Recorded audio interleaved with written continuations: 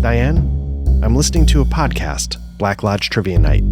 I've never heard so many game aspirations in my life. All right, Siri, how much to license The Boys Are Back in Town? Hey, Matt, how you doing? Good, Art. How's everything going? A little hectic, a little crazy summer. Yeah, it has been nuts. I think for all of us, but I think I would say if I had to tier rank, I would give you the S tier. Oh, thanks. Patrick the A tier for crazy, and then mine's like a B, C. Yeah, but everything's been going all right. Yeah. I mean, it's all good. Just I don't even know how to play RPGs anymore. Well, luckily for you, we have probably one of the simplest RPG one shots I think I've encountered in a long time. Oh shit. Yeah, and this one's called Space Train Space Heist, and it's a Forged in the Dark, really stripped down. And the idea is that we are pulling off a Space Train Space Heist, and we are a couple of cars from the target, and we're picking it up mid-action, and you just jump in and go. This sounds vaguely familiar. Yeah. So I guess the thing, though, first of all, do you want to do a little trivia? Oh, shit. Do I? You know, if I could for just a second, some song came on my Spotify, and it had a very much Twin Peaksian. It struck that chord right, and I was like, oh, yeah? Oh, fuck. Do you know what it was by any chance? No idea. It was just like a shuffle. Like, I think it was like trying to get something done, so it was like a deep focus track, but it hit the like, bow. Oh, nice. You know? And very nice. I was very horned up for Twin Peaks in the moment. Do you ever? I gotta say, I was like this close to like starting a rewatch the other day. Back it. Do you ever flirt all with it? Time. Is it? Yeah. Yeah. I mean, we talk about rewatching it all the time, but yeah. Yeah. Oh well. All right. What can you do? Tonight's trivia question. Are you ready? Yeah. I'm sorry, my microphone is more in focus than I am. Try to address that. There we go. The moneymaker, the pop filter. Yeah. All right, here we go. Start selling that spot. What's that? I'm gonna start selling that spot. Like you can be focused right here instead of me being focused. Like a Premier League football jersey shoulder or something. Mm-hmm. Yeah. All right. So at the end of season 2 of Twin Peaks, little spoiler, Dale Cooper is trapped in the Black Lodge. How he escapes is chronicled at the beginning of season 3, and he does that by using the vessel of Dougie Jones, who becomes a mainstay of the 3rd season. So the question is, what is Dougie Jones's job? I don't remember. I'm going to say like insurance salesman. Let me know when your final answer. That's final. It is indeed an insurance salesman. Okay, yeah. Little bonus question. If you can name the city where he works, that might be a little easy. Does he work in Vegas? He does, yes. Okay, yeah, yes. Yeah. I knew it took place in Vegas because look at slot machines, but right, because some good scenes with it. Yeah, slot machines. So then this one is a bit of a reach. Okay. Can you name his agency in Vegas? No. I can't. No way. Okay. It was called the Lucky 7. His insurance agency was called the Lucky 7. I guess right. That makes sense. If I was going to be a Vegas salesman, I'd probably lean into it too. If I were David Lynch writing the name of an insurance agency in Vegas, I'd probably call it the Lucky 7. Yeah. That's very accurate. Yeah.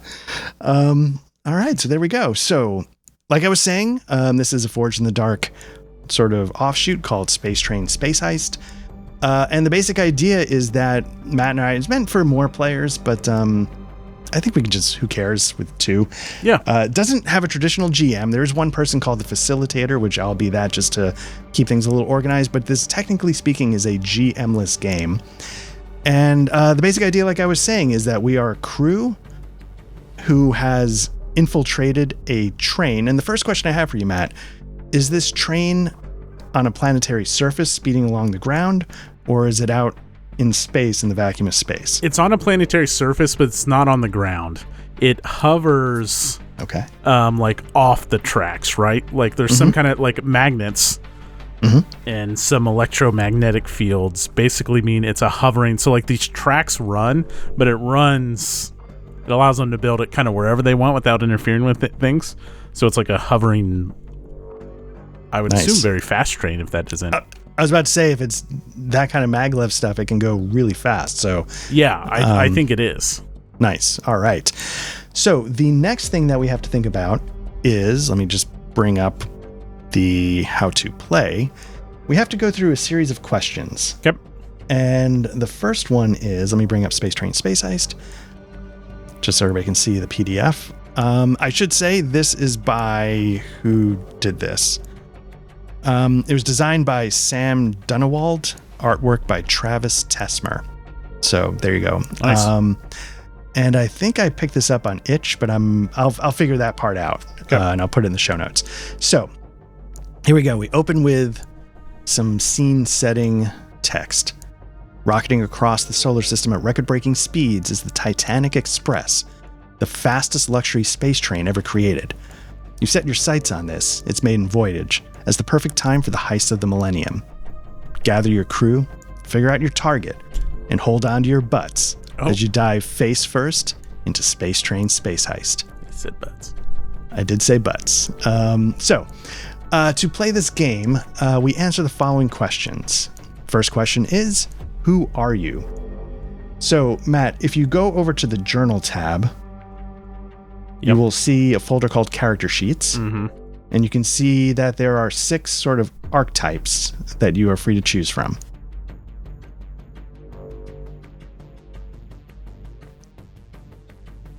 If any of them look good. This is in the Journals tab? Yes, in the Journals tab, there should be a folder. Oh, yeah, the big folder that says fucking Character Sheets, yeah. I was nervous for a second. I thought I made you a GM, so hopefully that means you can see everything, but I was nervous I missed that. Nope. Just me being a ding dong. I'll be Gadgeteer. Okay. Seems up my alley. All right. And if you're a Gadgeteer, I'll play a Space Cowboy. Oh, baby. So, basically, everything you need to play is on that sheet. Okay. So, to answer the question, who are you? Why don't you pick a name from your list? Shit. Putting me on the spot here. Yeah. Let's go Carter. Carter. But okay. everyone calls him Car for short, which I realize is a little stupid, but he likes it. All right.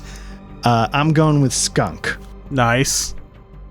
So, we got Skunk and Car on the Oh case. shit! It had options here. I guess. Oh yeah, sorry. That's what I was like on the yeah section marked Flavor Town. It sort of gives you yeah.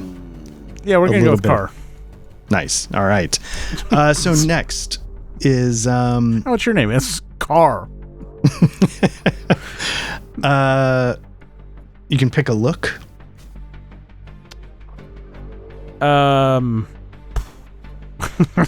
Just a fucking mech suit. I think he wears. I'm definitely wearing cargo pants. Okay. And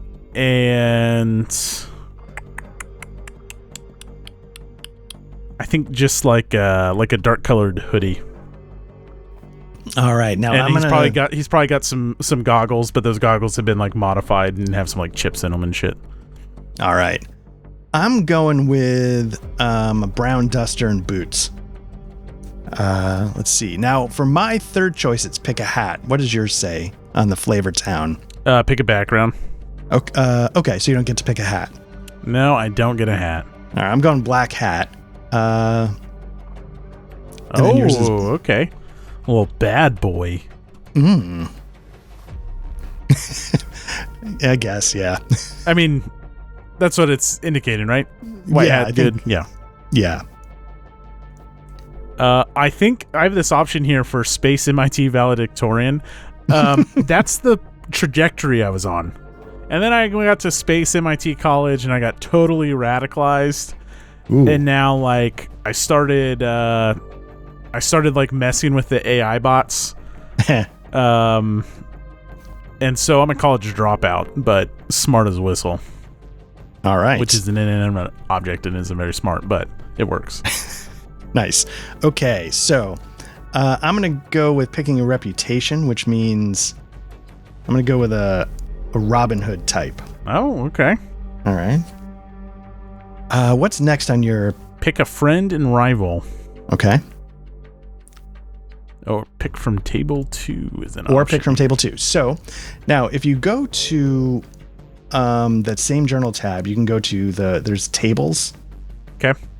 And in there, of course, you're going to see the tables. So let me bring those. Let's see if I bring it in. So if you bring in the tables, you can scroll down to table 2, and you can either, I don't know if you see reasons and riffraff. So you can either roll 2 dice or roll 1 die, then 1 die, or you can just pick one. I will roll. Okay. So the first die is going to pick which one.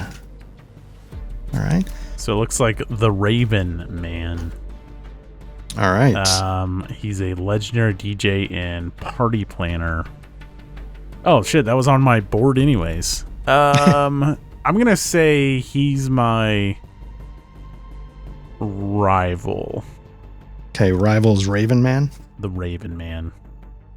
Okay, and who do you want your friend to be? My friend is going to be... Ooh, Slick Fast Wheel. Nice. And he's a... I'm going to tone him down a little bit, but he's a... he's a pod racer. All right. And he's your friend. Okay, he's cool. my friend. Nice. Okay, so for my rival, I'm going to pick... It's actually a sad story. Him and his mom are owned by a flying mosquito. Live on a desert planet. Does he not like sand as he gets older? That's right. Hates it. Hates little kids too. Won't shut up about it. All right. Okay, so my rival is going to be Josie Younger, a renowned outlaw. Oh. And then let's see who my friend is. I'm going to roll some dice. My first die is random here. Yeah, I'm going to go 6. Now I'm going to roll second die. 4. So 6, then 4 is the Raven Man. What? Also. Complicated love triangle. Oh, that's my friend. Ooh. I wonder if I even know that's your rival. Oh, I think you know. I let you know all the time about how big a douchebag he is. Maybe he's our handler. Oh, okay. And yeah, I don't know. I don't know if the friend and rival is relevant or not, but we'll have to see. All right. So that's step 2. Step 3. Let me see. That's role playing, baby. That's right. Let's see. Okay. So we've sort of picked. Okay. And our relationship to each other. What do you think? So the choices I have on mine are ex-cellmates, rivals teaming up just this once, or built these, which might make sense with the rival / friend, or built these train tracks side by side. I went to school together, fellow arsonist, or close relative. Which one sounds best? You're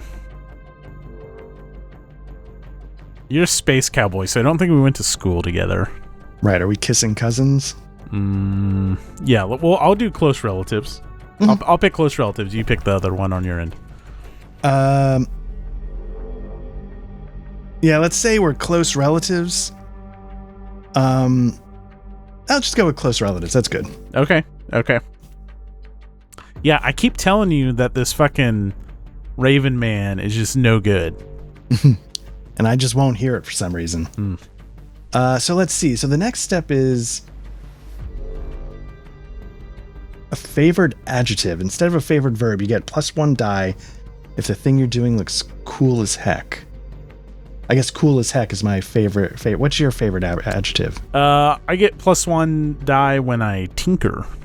Okay, so there you go. Okay, and then you should have a luck die trigger. Luck die trigger. Yes. Okay. Oh, yeah, it does that sometimes. Whenever you pull out a piece of gear, anyone may describe what dangerous quirk it is notorious for having. If someone does, the group gets a luck die. Right. So one thing, like in this game, it's often like if you roll a 4 or 5, you succeed, but with complications. Stuff like what you described as well falls into this category. You don't pick your own complication. I have to give it to you. Okay. If Patrick were here, we'd, spitball it. But all right. Yeah. So for me, it's a black hat. Whenever your arrogance or impatience comes back to bite you, get a luck die. Cool. So, okay. So we've sort of covered most of the things we need for our character. So the next thing we need to do is we need to figure out what is our payload. So again, there's a couple ways to do this. We can either make it random, or we can pick something from the table if there's something that looks in particular good. That's on the tables again. There's targets and train cars, the second page. Let's roll it. All right. Do you want to roll the first? You want to roll a d6? Yeah. All right. I'm going to move shit out of the way. Okay, we're going on 2. Do you want to roll a second d6? Oh, okay. Okay, 1. Nighthawks 2, Red Tail Rising, iconic art installation. I am a fan of the painting Nighthawks. But I think this is something else. Red Tail Rising. Is Nighthawks a painting? Is that the Hopper one where everybody's standing around like the diner? Oh, it is. Okay, I never knew that was the name of it. Yeah, that's a I think that's what it's one. called. But this, when it says Red Tail Rising, that tells me something else. I'm not. But the point is that it's iconic arts. Okay. Let's see. So that's the payload. So the next thing we need to do is we need to figure out who we are stealing from, so we can go back to the first page of tables and go to the people. Yep. And again, we can roll 1 die, then 1 die. We got a 4, okay. And then a 4. We're stealing from Ruthie Keen Whiskers, mayor of the rats on this train. I don't know what that means, but there we go. Okay. Next question. Let's see. What are the stakes of this heist? Business or personal? Revenge, bravado, greed, loyalty, or love? Something else. Maybe greed or business? A little bit of both? Yeah, a little bit of both. Business maybe, for you, greed for me? Like, yeah, because you trust him and I don't? Right, I was about to say, like, maybe you're thinking, yeah, maybe we're doing this for Raven. I'm doing it as a legit business transaction, and maybe you've got something else in mind. Well, I'm just trying for a quick payday. Like, this is the last time I'm working for this douchebag. Good point. All right. Let me see. Next. What are the stakes of the heist? Okay, so it's greed and business. Okay. What are your luck die triggers? I think we talked about that. Okay, you've made it to 2 cars away from the payload. So if you look at the top of the VTT, I've got 3 circles. So we're in the 3rd circle, so we're 2 away from the payload, which is in the last circle to the right.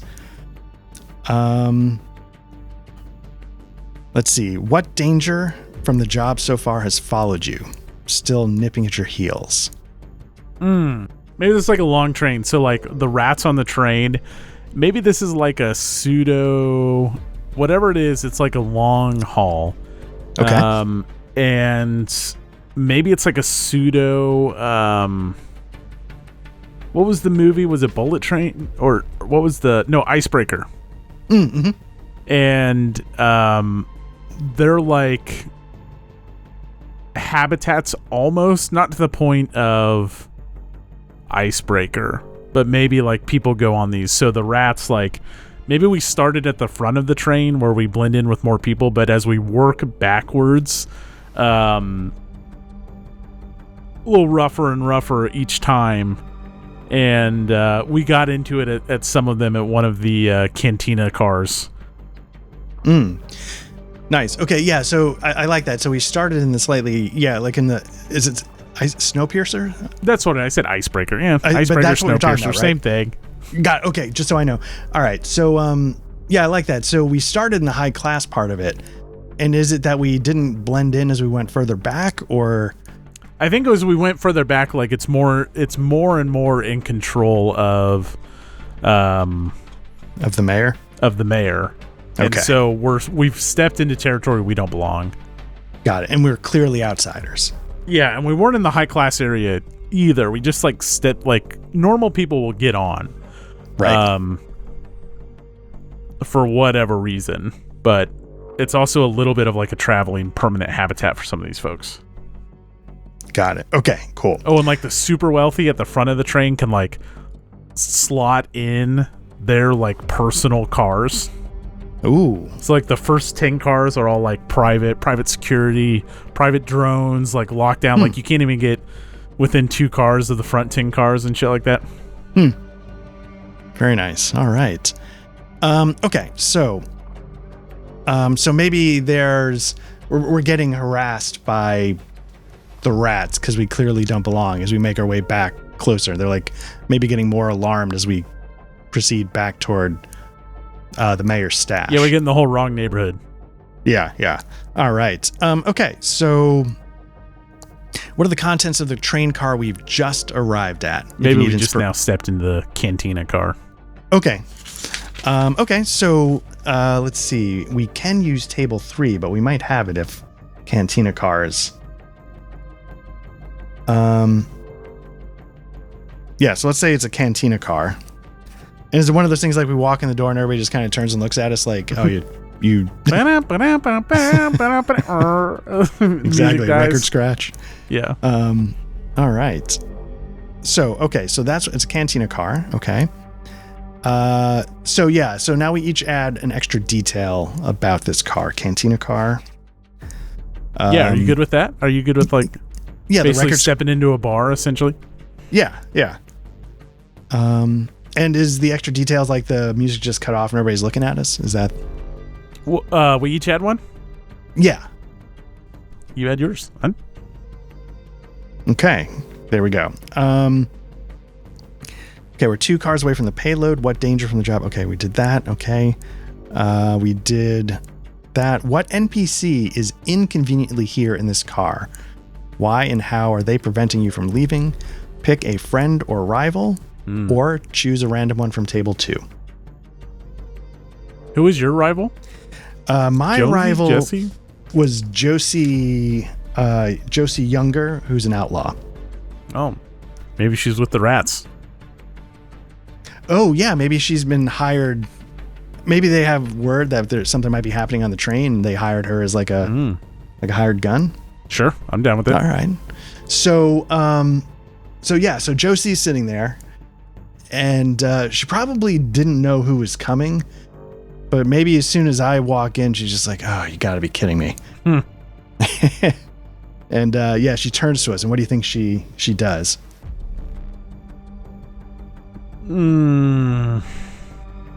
I think she gives like a little whistle, and like 2 other guys stand up.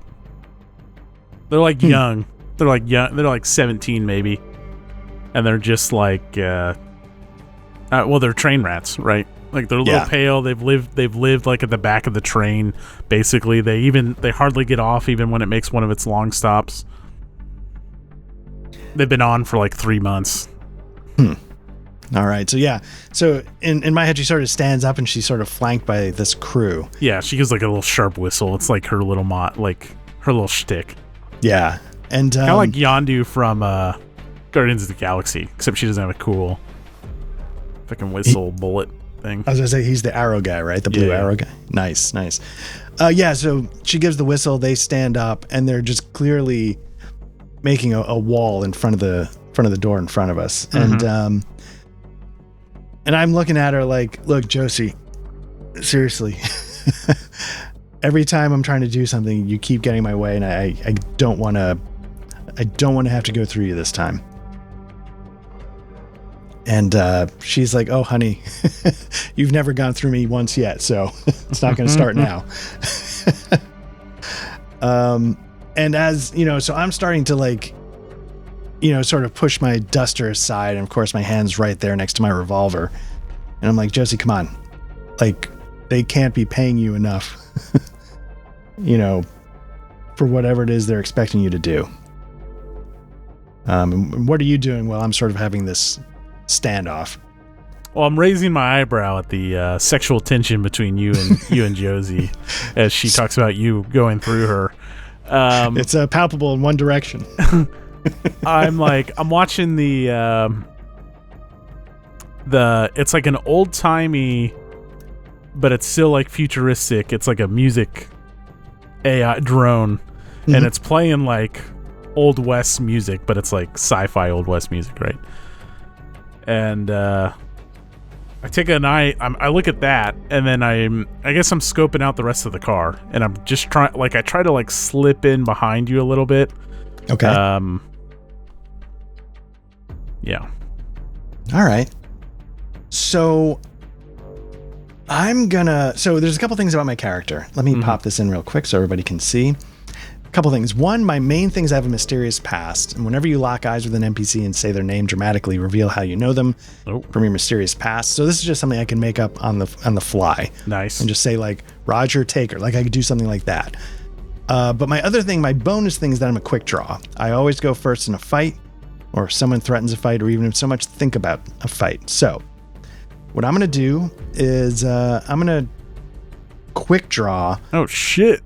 And try and pop the guards around her. I respect Josie too much with our one direction sexual tension. But I'm going to try and quick draw and pop. So I now have to build a dice pool. So if you look here on the screen, everybody watching, action rolls walkthrough, I state my goal, which I just did. I'm going to try and pop 3 guys.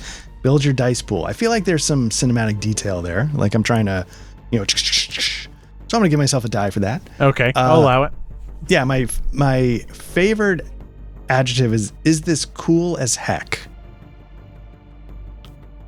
Or is this just standard badass?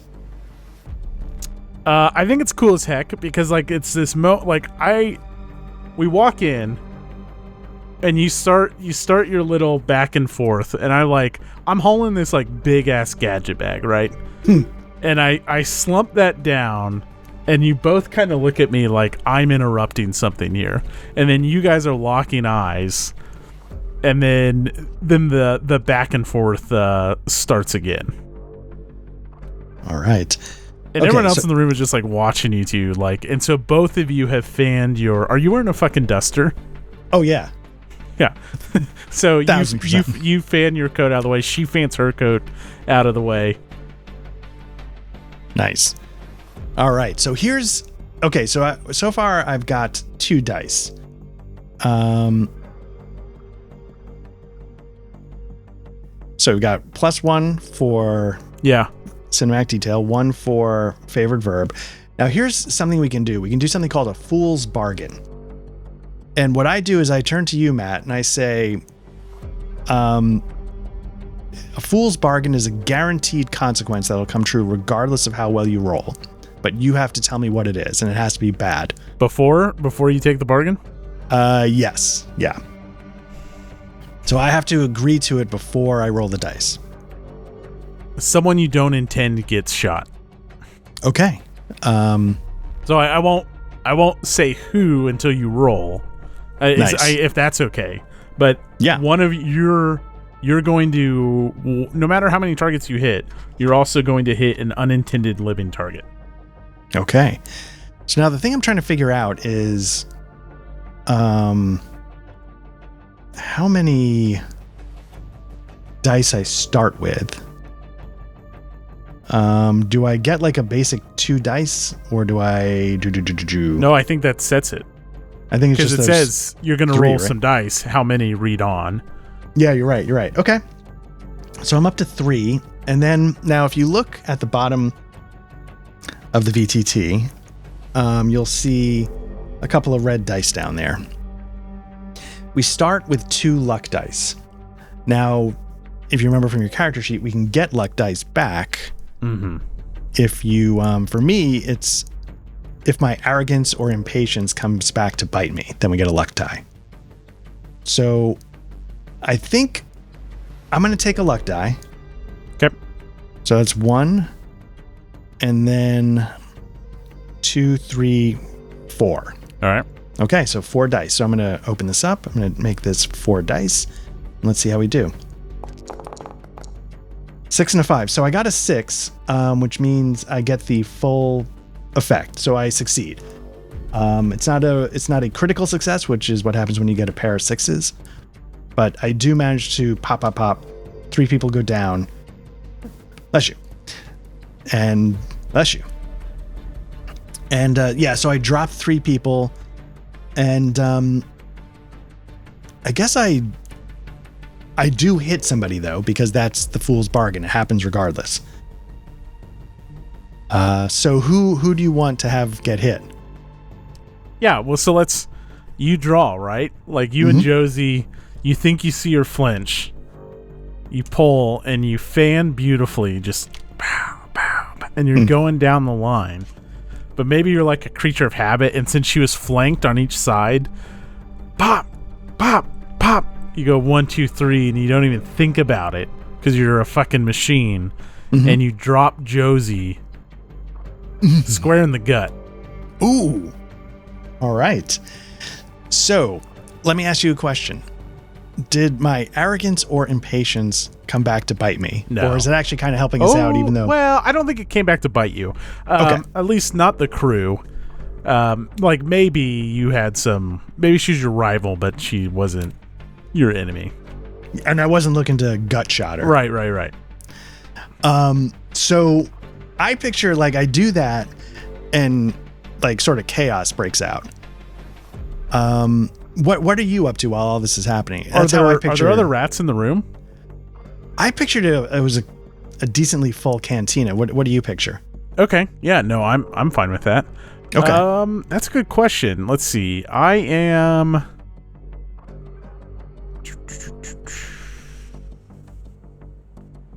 What do I have? Oh, okay. I've got a smoke bomb in my bag. So I'm going to check off a spot on my gadget box here. Okay. Nice. And so I'm going to, as soon as the last bullet, you see Josie drop. You see Josie fall to the ground, and then you hear clink, clink, clink, and you see this cylinder land right between you and Josie, and all of a sudden it's like, this is the future. So it's like instant smoke bomb. The whole room is basically immediately obscured in thick smoke. But because I'm this fucking hip college dropout, remember Seth Green in the Italian Job? Yes. Where he's like the real Napster. Yeah. It's very much that vibe that I'm going for, and it's like a really obnoxious, like brightly colored, like green smoke or something like that. Like it's just like it could just be smoke, but fuck it. This is my signature. So I fill the room with green smoke. All right. So I'm looking at your sheet and I do see a luck die trigger. Yeah, it does that sometimes. Whenever you pull out a piece of gear, anyone may describe what dangerous quirk it is notorious for having. If someone does, the group gets a luck die. Okay. So here's how I'm gonna. It's a smoke bomb, but sometimes the trigger sparks and can sometimes set something on fire. Okay. Now the question is, so do you want that to be part of it, or is it a clean smoke? Fuck it. The auto piano player is wearing tuxedo tails, and it sparks in the auto piano robot. Its whole formal wear is up in flames. All right, so I'm going to give us a luck die for that. So I think it's safe to say we're going loud.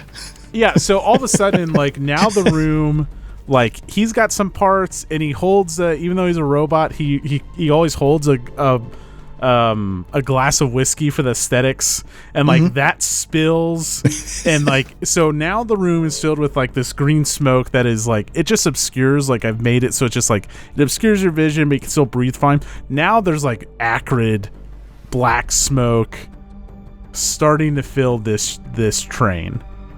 All right. Let's see. Do we now need to do some rolls to see how we get out of this train car? Are we going to stick around? Or are we just going to, in the confusion? No, I think the point was in the confusion. Like, yeah, you dropped those 3. But I was looking around the other room. Like, this would have been a 15 on 2 fight potentially. So, right. All right. So we're sort of pushing our way through the pandemonium, smoke, trying to, obscuring our vision, trying to make it to the other end of the car before any sense is reclaimed by the remaining rats. So yeah, I'm just gonna give myself, let me see, what's my favorite verb? If I can make it look cool as heck. So what I'm gonna do is I'm gonna try and make it look as cool as heck. I'm gonna try and push past a few people, and then I see I'm gonna try and sort of baseball slide under a table to get through, part of the crowd and pop up the other side right by the door. So that's gonna be, I guess, 2 dice. And I guess that's, I don't know, unless you want to throw a fool's bargain at me. No, for this. Okay, so I'll do that for 2 dice. That's my attempt to get to the... Ooh, and it doesn't work. So yeah, what do you think happens? You baseball slide into Josie. Just right into her gut. She's like, Jesus Christ. And I actually feel bad about that. And maybe I sort of for the first time I get to, oh shit, she's really gut shot. So I sort of pull a kerchief off from around my neck, and I sort of press it against her stomach. I'm sorry, darling, I got to keep moving. And, but I come in and I've got a handkerchief around my mouth now because of the real smoke. And I start helping you pull her, and we get to the other side of the room, but we've been dragging her, and she's left a blood trail across the remainder of the bar. We're at the back door. All right, Josie, what's on the other side of this? I was just told to stop anybody getting through. I don't even know what I'm guarding. And she's starting coming in and out of consciousness. I realize I messed her up pretty bad. What do you want to do? Do you have any gadgets like a med kit, or I don't know what kind of gadgets you have? I can say I do. Oh but shit! I just closed the VTT. 1 second. Oh, okay. But do you want to burn it though? I look at you. And shit, what was your name again? My name is Skunk. That's, how could I fucking forget that? Skunk, what do you want to do here? And I look at, and we're running a stopwatch, because our objective is maybe 10 minutes in and out from, we knew we would run into something, and right. So as soon as you walked in the room and started fanning, I started the stopwatch, and it's 30 seconds. Oh, right, like in Heat, when they know they got 90 seconds before something happens, right? Maybe we have more time, right? But at some point, these trains probably have some auto features built in, security features, and they've probably overridden some back here, but eventually things are going to get so hot that the whole thing's going to be shut down, and I don't want to time for it, but I'm letting you know 30 seconds have gone by already. What do you want to do? Do we... No offense, Josie, but...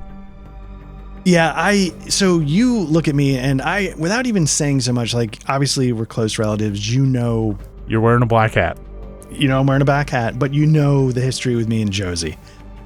And I'm we gotta help her. I reach in my bag and I pull out a white hat. And I say, I think you dropped this. Okay, I will go into my bag. Let me get the journal back up here so I can check these off. Gadgeteer. And I think I need to use 2 here, because... So, at any time I can pick something from the list below and mark a gadget box, or invent something and mark 2 gadget boxes. Okay. I don't think I have... I've got a grappling hook, communicator toolbox, a small drone, a second small drone. They're friends. Oh, I have a med kit. I pull out the med kit. Look at that. Okay. And maybe And maybe while you're doing that, you're also telling me like, hey, 30 seconds, 45 seconds. And yeah, like I'm calling it out, like I'm pulling the things out, and it's got like it's the future, so it's got like this spray, but like as I'm getting it, I'm putting in like a new equivalent of like a CO2 cartridge. I'm getting it ready, I'm getting it primed, and like as I'm doing that and going through the motions, I'm like calling out the time to you. I'm like 45. I'm like closing it down 50. Right. And so what I'm realizing is we're now about 20 seconds behind schedule, 30 seconds behind schedule. And so I'm like, Josie, darling, I'm sorry, you're going to have to do the next step by yourself. And I'm like, Car, just give her the kit. You know, she can take it from here. So I hand her the next step. She's got to get the bullet out. I hand her needle nose pliers. And I'm just like, sorry, budget's been tight, Josie. Yeah. And then I hit her with a needle in her thigh. And I was like, this is gonna help. Make sure you get that bullet out clean. Nice. Very nice. All right. So is there anything else you want to do in this car, or are you comfortable making it to the... No, I think we want to get out now while... Yeah. All right. So we've gotten through the first car into the sort of airlock between the cars, or whatever they call them. Okay. And there's a couple things we have to do while we're here, and I'm just trying to figure out what that is. Okay. So more rules. Let's see. They do call them airlocks. Okay. So after a bit, you'll find yourselves heading through an airlock into a new train car. When you do, follow these steps. They should sound familiar from the start of the game. Pause to catch your breath. Check to see if anybody needs a bathroom break. I think we're good. Okay, so now we got to determine what contents are in the next car that we're arriving at. So use table 3 for inspiration if you like. Everyone adds one detail about the contents of the car. Nice. All right. Well, I think first thing, like we step in here and like the green smoke is fine, but like this black smoke falls in, but then the airlock seals and it's just like whoosh, and like instantly purges the air. And it was getting a little hard to breathe in there. All right, so we're on table 3 or table 4? Looks like table... Oh, I'm sorry. It says it said 3, but I guess it's 4. Yeah, I think we're on 4. Yeah. All right, you want me to roll, or you want to? Yeah, go ahead. All right, I'll roll. Here's the first one. Here's the second one. A 2 followed by a 6. Ooh, a Cathedral of Escher staircases. I'll look at... How would that even work? Oh. You know, you see what it is? I had to look it out. It's the optical illusion for those that... Yeah, the staircase that never seems to end. You go, yeah. So it must be some kind of... Like, okay, so... We're back in the train car where it's the riffraff, it's the rats. So it's not going to be like a highfalutin rich person's thing. So we're starting to hallucinate a little bit. It's not actually that. What we've stepped into, I think, is maybe like their kind of sleeping quarters, which just has this like mad assembly, no thought to it, but it's like bunk beds, but on raised platforms, and so like stairs do lead to the ceiling, but my smoke mixing with the actual smoke is starting to have some like side effects on us. Just to, one more for the whatever my thing is. It does that sometimes. Yeah, the smoke does that sometimes. All right, does that give us another luck die? Because it's... Yeah, sure, why not? Jamming us up. Yeah. All right, so I'm going to give us another luck die. So there's a couple things going on. One, we're starting to get out of it a little bit. It's a very confusing navigation that we have to take on here because, like you said, it's just no thought to it. It's just stairs, things everywhere. And we're also behind schedule, so we're going to have to rush. Yeah, I'd say we're like... Again, I don't want to say like we have to be done in like 3 minutes, but it's like we had these like, all right, we're gonna hit the cantina and shit's gonna hit the fan, and we have to be out of there within 20 or 30 seconds, whatever. And so we're already like 20 seconds behind. before maybe like some drones get deployed or emergency services, or they halt the train. Right. Worst case scenario, they just stop. And we need the train momentum to like deploy. I kind of like this. We need the train momentum to deploy, like, we're like way up in the air, but we need it to be able to carry us with our packs for like kind of parachute like glide suits that I made, of course. Nice. But we need the train's momentum. So yeah, right. So it can't be stopped because we need some speed. Yeah. All right. The speed can't drop below whatever it was in speed. 55. Yeah. There we go. All right. So we open the door. It's just a mess of a sleeping quarters. I imagine some people are asleep. Are some people awake, or is it just all out, all awake? It's not all of them, right? Like some are still in the other car, and maybe we did something like jam that door up also. So like we know the back's the only, or one of the airlocks is the only way out. And they're just like out and about the train. So like, there's probably some people in here. Okay. What do you think? I think that sounds good. And I think based on what you're describing, in the Cantina car, we kind of had like a straight shot to the next airlock. Yeah. In my head, this isn't going to be so easy. We have to actually find the path, so to speak. It's a little maze. Like we know which way to head, but like we'll start to walk forward and then we hit a wall of bunks. And so we go, like, we have to turn right. And like, then it's just like, there's just like random shit that will obscure our path. And all of a sudden we have to turn, and it's almost like we're doubling back on ourselves just a little bit. All right. Okay, so one of the questions we have to answer now about this new train car is we've sort of arrived at what the contents are. It's this sort of sleeping quarters. Use table 3, we did. Then we choose whether this car contains daunting physical obstructions, an inconvenient NPC, or both. Now, I guess you could say the maze-like is a daunting physical obstruction. Yeah, but it probably needs more than that, right? Yeah. Physical obstruction. And do you have one popping up in your head, or I'm trying to think?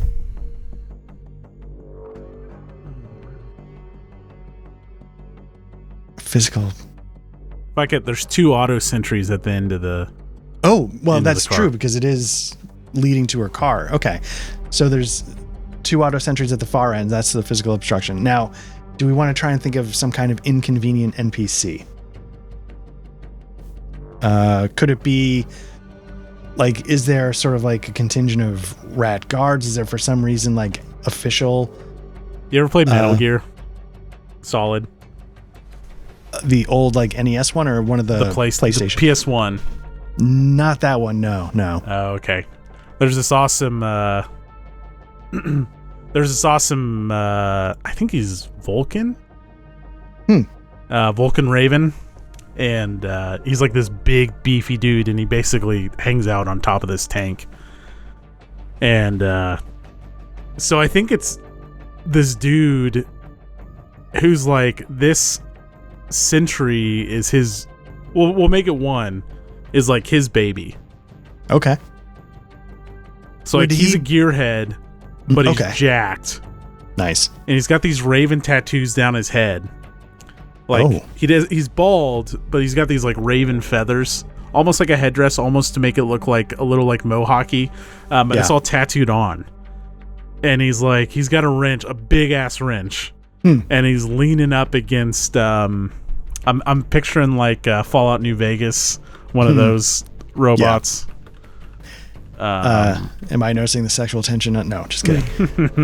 Maybe, except for not on wheels, so it's got like these big hulky shoulders and shit. Okay. Now, would this person be like a right-hand goon to the mayor, or is it not quite that high up? I think we could. Yeah? Like, this is... No one gets through this door to see the mayor, right? Is how I see it. Like, this quarters is... Not every rat on the train here lives here, right? Like, there's other quarters, but like, this is HQ essentially, right? Yeah, that makes sense. Yeah. It's and it's just outside, the throne room, so to speak, for the mayor. Okay, so we've got ourselves a maze-like area. We got ourselves a little hallucinating, and we've got a big ass dude, bouncer, gearhead, blocking the door. Yeah, and to pull more from Vulcan Raven, like he's keyed up this sentry to make like Raven calls. Oh, and he's fucking feathered it. Let's just lean all the way into it. Very nice. All right. Okay. So what would you like to do? What do you think you might be doing as you see this?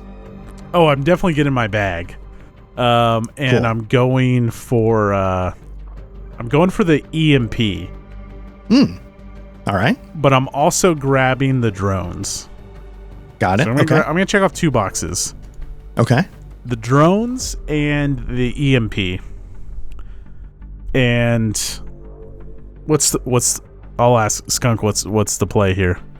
I'm already pulling out the EMP, but I'm still right. I'm like, okay, so I feel like, yeah, we got to disable the sentry. We got to get the meat shield out of the way. How do we do both?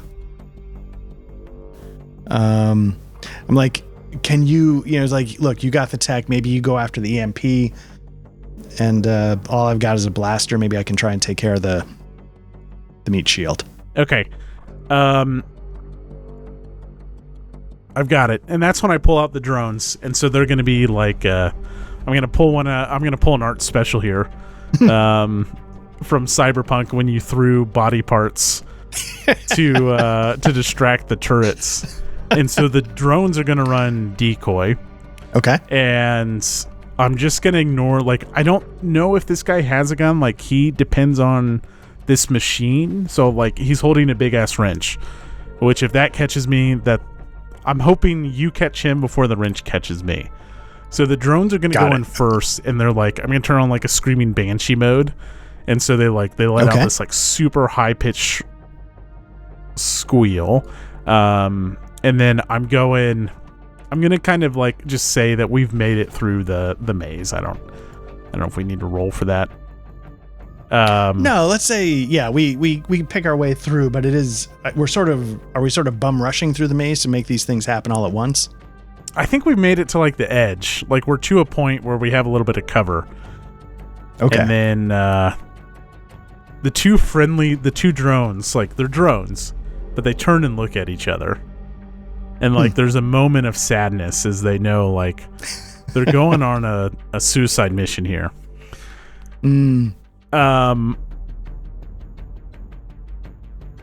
So how can I tinker with this?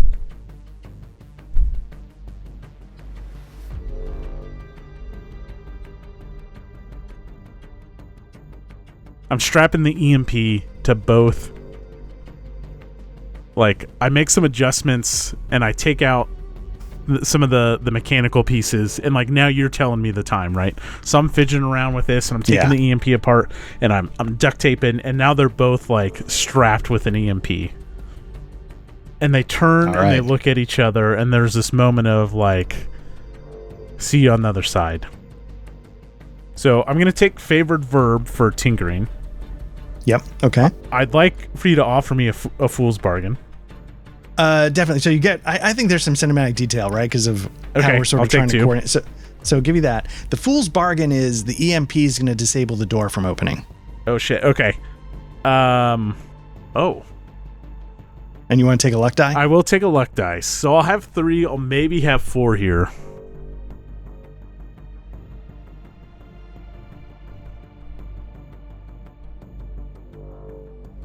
Okay. Oof. So it's going to slow us down. Okay. That's fine. I'll take it. 4 dice. All right. Here we go.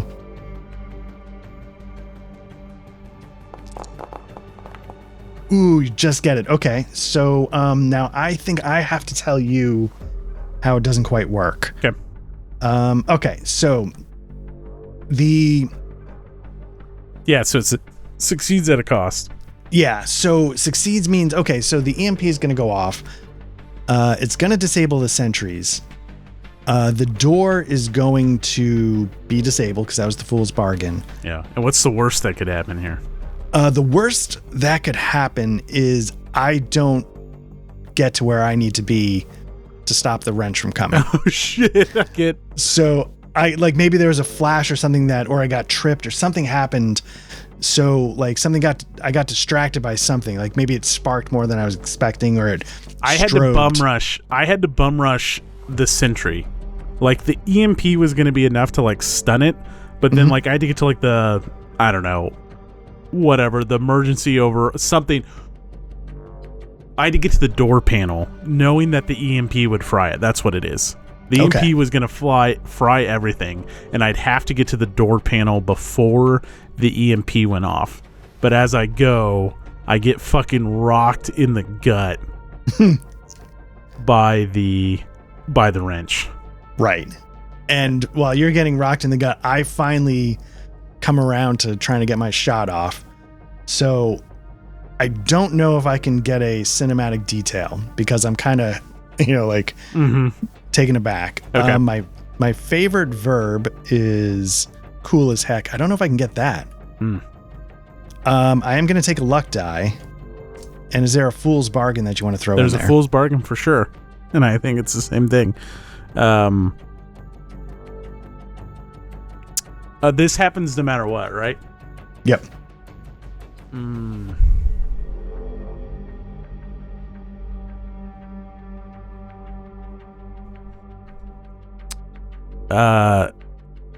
You shoot me. Okay. I'm not going to take that devil's bargain. Oh no. Let's just do it. Like, why not? Right.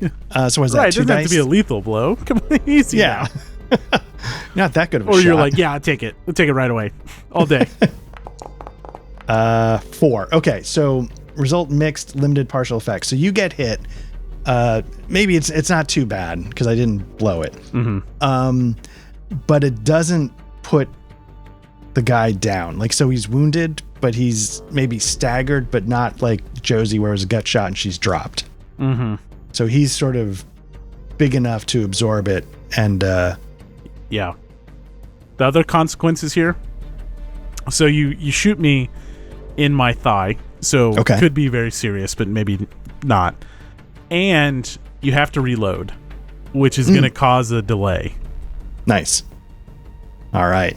So yeah, so I'm sort of like, I tip the thing, dump the shells, and I'm trying to get my quick loader in there, but I see that I hit you, so I'm slowing down a little bit. And you're frazzled, and I'm like, oh, fuck.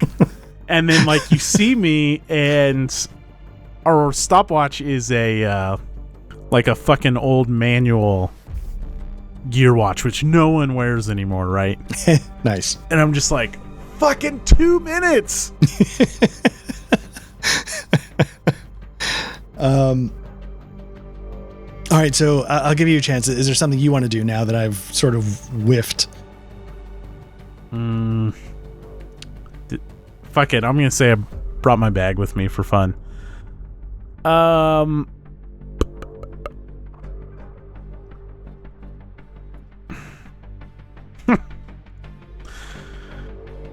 I reach into my bag and I grab the hyper drill. And he's standing, like, he rocked me in the gut. You hit him, so he stumbles forward. You shoot again. It hits me. He looks down at me. He's just standing over me, and like blood is dripping down on me, but he's not paying any attention to me. And so I'll grab my hyper drill, and I go straight up with it. Nice. I'm not tinkering. Right. Definitely cinematic detail. Yeah. Okay. Do you want to take a luck die? I will take a luck die. Okay. Take that off the table. Okay. And I'll take no fool's bargain here because I don't want like the drill to break or anything. Okay. I feel like we're gonna. So was that 2 at least? 2. Okay. Nice. Okay. All right. So it happens. Yes. I will say that whatever the setback ends up being, that's fine. But the drill, like, how would this work?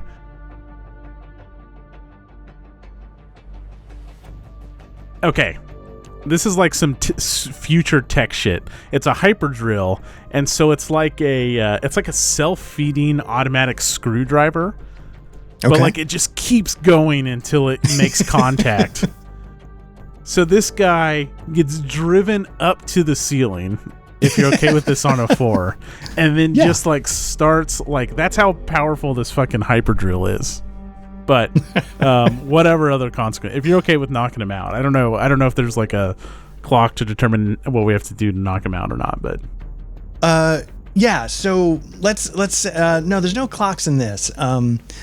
But let's say that happens, but he's got sort of like a dead man switch. Oh, so when shit. he's out, all of a sudden,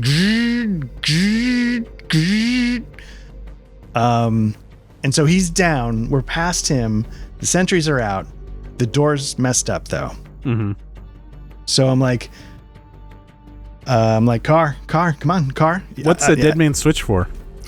It sets off the alarm. So like when that's an alarm. Okay, I thought it was like a robot. Like, okay. No. So it's not like it explodes, but like basically when he gets, like, you know, he's got like an Apple Watch, and when his respiration goes to like when he's out, then it triggers an automatic warning. Yeah.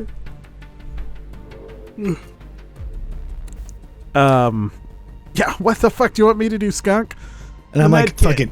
Hold on, stand back, and I just whip out my gun. I'm like, we ain't got time for this. And I just get ready to try and blast the lock. So that's my black. Give us a luck dice for the drill bit pinning him to the wall. There you go. The drill with the auto finding. It's an auto stud finding screw, but it's so powerful that it doesn't stop until it finds contact. Nice, very nice. All right. And I've modified it to just like be like, yeah. Anyways, cool. All right. So I'm gonna give myself a luck die because I'm using the black hat. This is my impatience. I don't know if this is a cinematic detail when I'm just whipping out my gun to shoot the lock. Mm-hmm. My favorite verb is cool as heck. I don't know if it's that.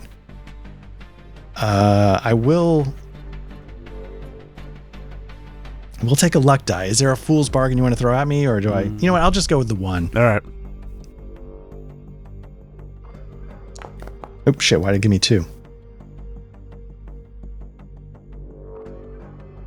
Did I do something wrong?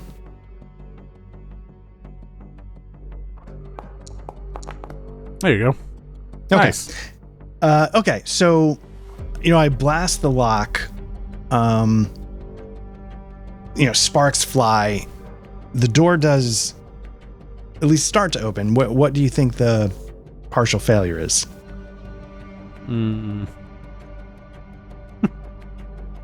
It's just a combination of both our fails. The door, you shoot it open, the lock, but now it's jammed on his body in the fucking ceiling. Can we squeeze through or not really? Skunk can, car definitely probably not. I'd say like I could if I get healed, but my bag won't fit. Oh. Interesting. So I slipped through and I'm like, okay, come on, let's go. And I realize you're not coming through. Well, I'm through, but then like my bag is stuck. And right. No matter which way I try it. I'm like, hold on. Go back. I'll go back. And I try and get in the door and brace my, like try and get a foot if I have enough space to try and give it a push. It's fine. And I reach in there and I grab, are both drones, did they die? Well, they were attached to an EMP. Are they gone? Fried? Womp, womp, womp. Okay, I grab what you recognize as like my little hacking rig. It's a little like Palm Pilot kind of deal. And then something you haven't seen before, which is like it's got like this vented long tube, and it's got a kind of like a handle, and it's got a little like tank on the back end of it. But I grabbed that. I said, okay, let's go. All right. And I'm just looking at like, I have no idea. And I grab I also grab the like chutes, the glide suits. Like those are smaller backpacks. Cool. All right. And I don't know what to make out of the thing you just pulled out, but I'm the main reason why we're so far behind. So we just keep going. Okay. So there we go. We make our way to the final car. So again, we have to decide those same things again. Catch your breath. Okay, we're not going to do that. What contents of the new car do you just arrived at? We sort of know. This is the Nighthawks 2. That's one of the things. Now, in my mind, is this like a true painting, or is this like a holo ball that we have to steal? It's a fucking NFT. It's a fucking cold wallet with the fucking passkey to access the NFT to fucking Nighthawks 2. All right. So it's small. Yeah. All right. Okay. And in my head, it's sort of like, Mayor of the Rats doesn't have a lot of fancy possessions. So maybe this thing is on like a little bit of a pedestal with a light on it. Yeah, but it's not art. It's just a fucking cold wallet. It's just like a USB drive. Yeah. Or whatever. Okay. So now we have to decide, does this car contain daunting physical obstructions, an inconvenient NPC, or both? I mean, NPC, it's going to be... what's that? NPC, right? I mean, it's definitely going to be the mayor. She's definitely going to have some muscle. And is there any type of physical barrier protecting this NFT key? Yeah, it's in a it's in some kind of protective case. Okay. So they had some warning we were coming through. A little bit. So when we walk in, like the mayor is sort of, in my head, like a little bit on a higher platform, because she's, in my mind, she's the mayor of the Rats or whatever. She's older, probably like a little frail, a little small, but she's got the reputation of being the meanest son of a bitch, in the whole train. And there's like 4 guys in front of them, all with like the wrench, the bat, and they're just all standing there waiting for us to come through the door. I put my hand on your shoulder, and the thing I grabbed, I'm going to change what it looks like. Instead, It looks like a frisbee. Okay. I'm going to put my hand on your shoulder, and I'm going to say 3.5 minutes. And then I pull you down, and I frisbee toss this little device. All right. And my goal here is to take all of at least the thugs out. Nice. This is a custom device. I'm going to give myself a tinker for it. Okay, got that. I would like to use the luck dice. Take it. Would you like to offer a fool's bargain? Let me see. Fool's bargain. I'd probably say I'm out of gadgets after this. Oh, sorry. What's that? Oh, no, nothing. Okay. The fool's bargain is, okay, you're going to frisbee take some of these guys out. A second layer of security is going to close down on the first. Oh, no. No? Okay. I won't take it. There's going to be cinematic detail, so I'm going to take 3 if you're cool with it. Nice. Yeah. All right. 3 dice. Come on, baby. Nice. Okay. You got it. All right. Full effect. Yeah. Okay. So this frisbee lands in the middle of these 6 guys, and then nothing happens. They all turn and look at it, and they get a little closer, and they all start laughing, and then all of a sudden it springs up. It whistles like one of those like a firework that spins up in the air. Except this thing spins up in the air, but it's kind of like a bouncing Betty, and it only goes chest high, and then all of a sudden it expands 6 nozzles. And then it just starts spinning a fucking flamethrower of death. And each 6 of them are shooting out 3-foot jet propulsion, and it causes each one causes the other one to spin. So all of these guys in the immediate vicinity are just instantly fucking scorched. Yeah, like down for the count kind of scorched. Yeah. All right. And then the nozzles turn down, and then it fucking just blasts through the ceiling of the. Now it's only frisbee width, but it punches a hole in the ceiling of the car, and then goes airborne, and then it's gone because the train's going so fast. Nice. And okay, so does that just leave us and the mayor? Yeah.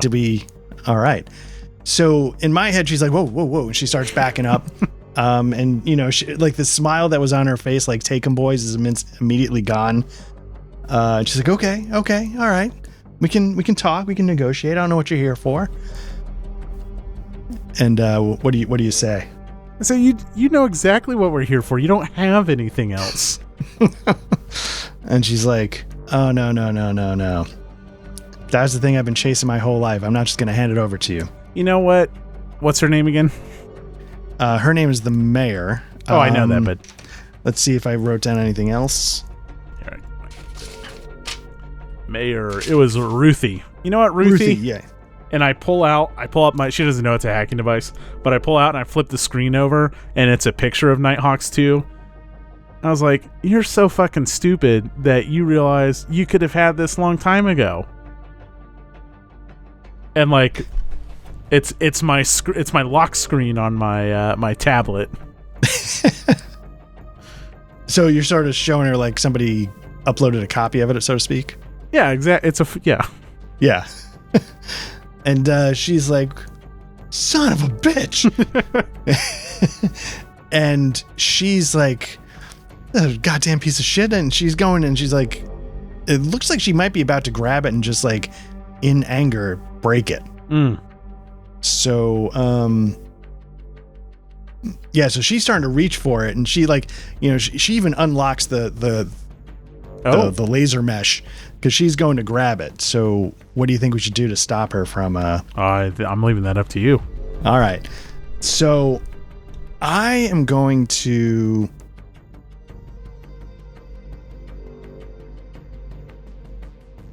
So I'm gonna say, I don't know if this is gonna work, but let's say like the goons are down. The mayor is going for this thing, but let's say off to the side was like an accountant, like her money person, right? Who tracks her little evil empire. And I'm just like, Roscoe, you got to stop her because he's the one that gave us the details on the job, and he's going to get a cut. Oh. And so I'm looking at him like I know who he is, like, and he's like, he knew we were, and I'm like, you got to stop her or else this whole job's dead. And so I need to roll a die. He's my mysterious past. Now it's odd, which means you owe them a favor. Describe how you left how difficult between the two of you. Okay. So he brought us this job, and I told him it couldn't be done, and he sort of threatened to take me to task with Raven. Like, look, you're passing up a fortune because your guy can't get it done. And so there's like this coldness to it because I'm like, I feel like he was kind of dicking me over a little bit. Mm-hmm. And, and it put me in a bad spot with Raven, who, he's my friend. I'm trying to impress him because I'm a sycophant. I'm spineless, who knows? So when Roscoe looks at me, he's like, oh my God, this is what I was telling Raven about. This guy can't get it done. And he has sort of like a ledger book. And he's going to take a swing at the back of the mayor's head. Now, I don't know. I don't know if that's a roll. I don't know. Well, I don't. I wouldn't. No, I don't think. I'm fine with that. Yeah. Okay, so he takes a swing and sort of hits her in the back of the head and sort of knocks her down. The gates open. And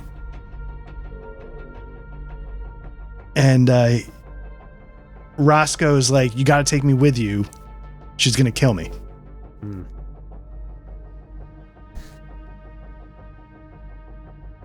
We only have 2 glide suits. Yeah. And I'm like, okay, Roscoe. Yeah. Hold on. And I'm trying to think of what can be done. I tell you, 4 minutes. And I'm like, okay, Roscoe. Okay. First things first. And I'm like, Kara, why don't you grab the stick? Okay. And I'm like, okay, Roscoe, here's the deal. How are we going to get out of here? We need to, and I'm sort of talking him up a little bit. I'm like, okay, we just need to get a door open. We need to be able to sort of eject from the moving train. Can you get that door open? And he's like, yeah. And maybe he's seen, the mayor punch the code.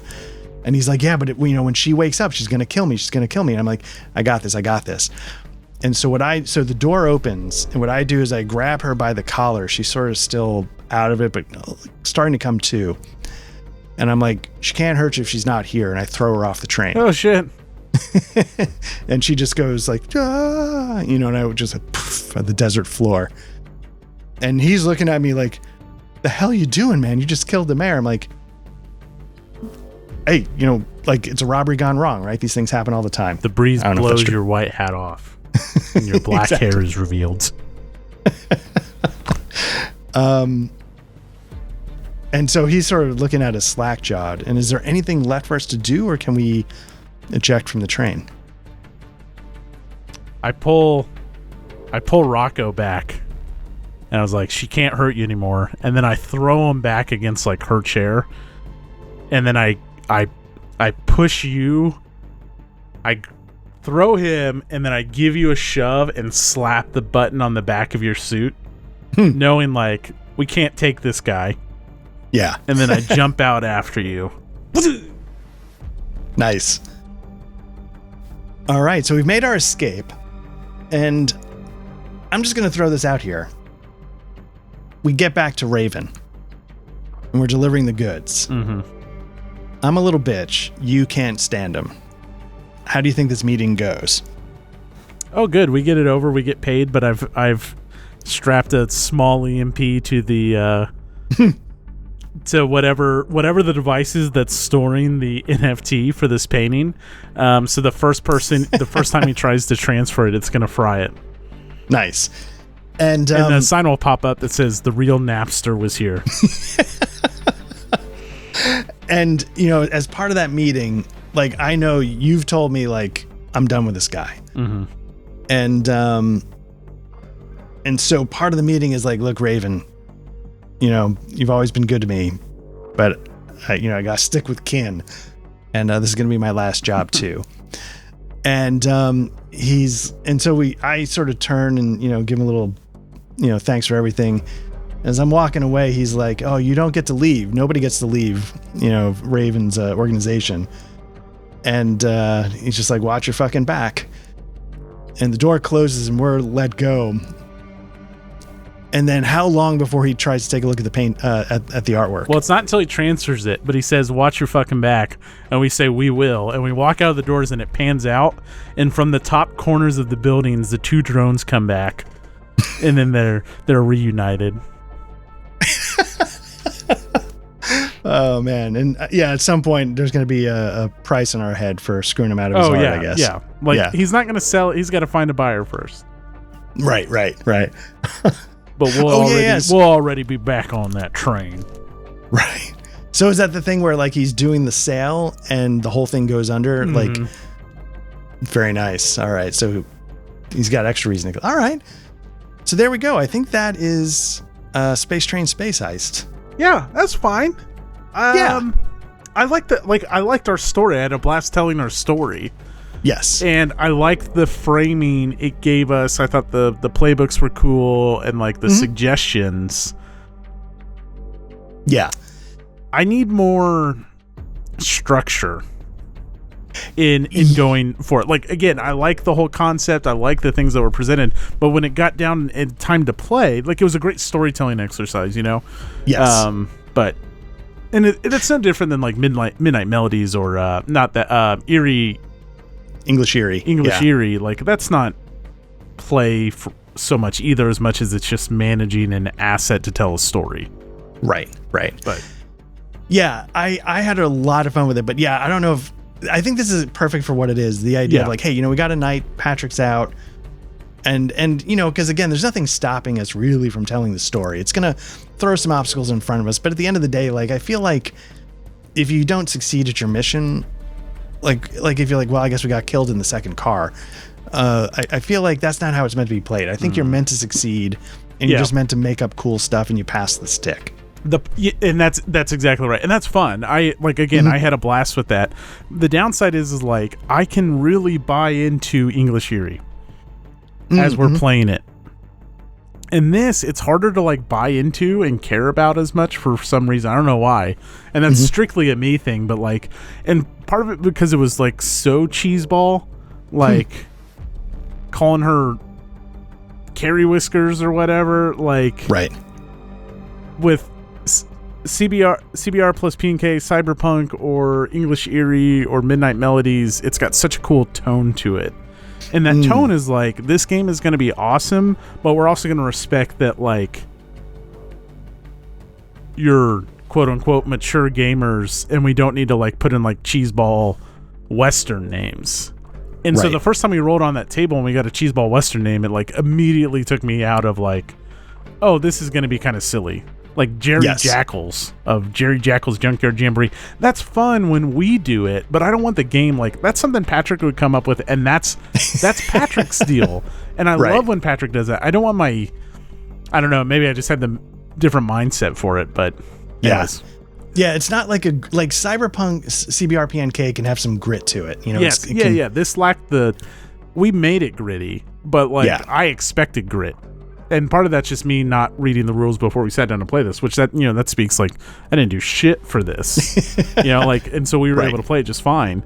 But I wanted like a gritty train heist story, and then we hear fucking Keen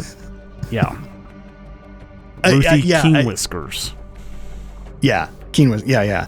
And Zelda Buckwild, who's a zookeeper, like it definitely plays into that sort of like, I don't mean this in a bad, but like the ridiculous. It's intentionally like over the top. Which, and that's fine, but I would say of like all our rules light, it's fine. I need like my dice. I don't know. I like having like a base number and modifiers, and like we should be modifying a base roll with like cool stuff, not like this arbitrary coming up with cool stuff just to get dice to be able to pass. I don't love that. Right. The idea that, you sort of embellish just something narratively to pick up an extra dice, which is good because that makes you tell a better story. Right. But with like Cyberpunk, you had to meet certain, like, were you acting in this way? And it's just a little bit different. Whereas this was like, it was too vague almost. But anyways, I still had, thank you for prepping it and running it. It is fun. But yeah. I think for me at the end of the day, I'm just, with things like this, and it's why I've never been like a huge pass the stick kind of story game kind of fan, is that like, just like write a short story. But we've also had some really awesome pass the stick storytelling RPGs. Like, I feel like those have gone so well. Yeah, that's true. Both GM'd and not GM'd, Right. That's a good point. And again, the story wasn't, I loved what we did. Like, I thought that was fun. It was just more of, when it comes down to it, I think I just want more. Like, wouldn't have this been really cool with Cyberpunk? Like Cyberpunk Red? Yes, that's actually what I was thinking very early on. Either one of the Cyberpunk games, like CBRPNK is this style of game, but with more to it. Yeah. And then Cyberpunk Red, like the core idea of this is like, you got to get, like we did Mind the Gap for CBRPNK, and it's a similar thing where dropped in the middle, you got to get a certain number of train cars down. And I felt like that, I don't know, that did grab me a lot more, I think. Yeah, I think just it was a little more buttoned up. Like, it's still very loosey-goosey, but this is really really loosey-goosey in just terms of like, you know, like you have to tell a story in these parameters just to even get the die rolls you want. Right. And that was maybe just it in terms of just, and I don't know about replayability. Long Dark Space Between the Stars was another one, and I thought that did it better, but it's not immensely replayable. Right. I think what would make this replayable is adding different people. Like if Patrick jumped in, I would. That would actually make it really fun. Yeah. But the game itself is the game. But I feel like getting like 4 people, whatever. And each person really adds one detail to the train, and then you ask one person like, what's the worst thing that could have happened? And I'm gonna make a fool's bargain with Patrick, and he's gonna. Yeah, that would probably be cool. I could see that. Yeah, I could see some metagaming coming up. That could be kind of fun. Yeah. But okay, so here's like the piece of garbage hot take. Let me ask you a question. When you see, when I see something that's like this Forged in the Dark style, I have mixed feelings about it. On one hand, it's like, oh, this is going to be super easy. We're going to be able to get up and go, and the core mechanic is going to be enough to get us through. Yeah. But I'm not excited by it. No. I will say, like, Cyberpunk's such a nice production. CBR, PNK. Yeah. But ultimately, I get more excited about Cyberpunk Red. And I don't know why, but Midnight Melodies and English Eerie really grabbed me, and I got really excited about those. Right. I don't know. I'm also maybe like, it'd probably be a while till I played English Eerie again after 3 games of it. We played it 3 times, right? Yeah, I think so. And then that kind of like, they don't have a lot of legs. And so when you're on this is our 3rd Rules Light, Forged in the Dark. Yeah. Long Dark Space Between the Stars, CBR, PNK, and this. It's like, okay, we've done it. Right. And that, because I've got, Blades in the Dark, and I've got the other one where you sort of manage like a military group, band of blades, swords, something. Yeah. And I'm constantly intrigued by both of them. And I almost ran them, remember? Oh, right. And then, it came up on our Discord, I think, at some point, right? But then, like, I don't know if there's just more to those games so that it overcomes the sort of like, but I've done this basic mechanic before. I wonder if, and I will say, like, especially like Midnight Melodies, like the setting is so evocative. Yeah. And that's, I think, to what you were saying here, it's just like, this is just throwing sort of like kind of silly stuff up against the wall. It doesn't have like a real. Yeah. You tease this evocative like Western, or we're gonna do Wild West in a future train. That's cool, but then you make it like silly Western, and so you lose that, because you're right. The thing why I love English Eerie. I don't know if I'd love English Eerie in this setting, and I don't know, like Midnight Melodies. It's just like so cool. You're playing this haunted and developing this melody, it's yeah. And that stuff matters to me. Yeah. And that's just personal preference. Like, right. This could very easily be like Firefly, the one shot. Oh, for sure. And I do think you made a good point with like more players. It just gets more fun. And I would just like drop the like kind of silliness, I think. Yeah. It would go off the rails more, maybe in good ways. And it does say right in the front, like, this is meant for 3 to 5 players. But who cares? Right. All right. Good. Thanks for running it, Art. That was good stuff. And I just want to, like, for everything we just said, like, I had a really good time. So I had a blast with it. Again, the storytelling. Yeah. It was a storytelling exercise for you and me. It's really what it was. Yeah. And that was a blast. And it was good to be able to jump in and get something under our belts. Yeah, it was. Yeah. Far too long. Yeah. So with that, let's just, we'll thank everybody who's checked this out. If you're watching this on YouTube, then you found our channel. Please like and subscribe if this is your thing. This is very much what our channel is, not the stupid audio things that I put out and all that other garbage. This is always the most fun for me, I gotta say. So hopefully, we'll get Patrick back soon. If you prefer audio versions of this kind of stuff, just search for MacLeod Trivia Night wherever you get your podcasts, and we should show up. There's a link to our Discord if you want to jump in and chat about RPGs. And hopefully we'll be back soon and pick up whatever comes next. Matt, take it easy, and we'll talk soon. Thanks, everyone. Thanks, Art. All right, thanks. Bye-bye.